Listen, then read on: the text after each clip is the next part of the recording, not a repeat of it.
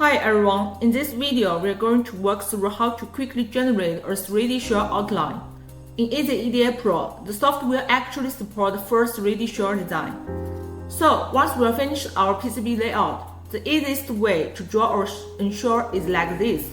First, change the unit to millimeters. Just switch from mil to millimeter here, or simply press the shortcut key Q.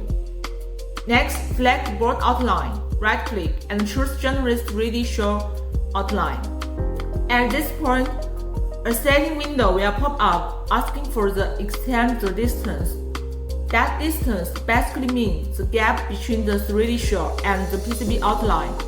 By default, it's 5 mm. In most cases, setting it to 2 mm is more than enough. Of course, you can always adjust it based on your actual needs.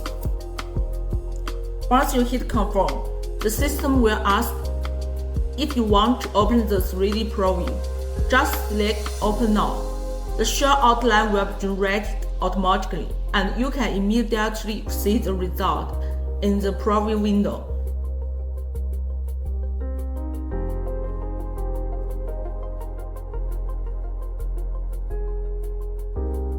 You can also open it anything through the menu, View, 3D Shell Preview.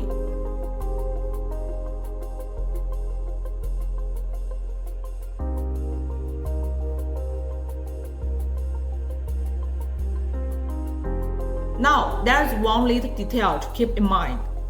If the PCB outline isn't closed, the right-click menu won't show the Auto-Generate option. In that case, select all the outline segments, merge them into a closed shape, and set the layer to board outline.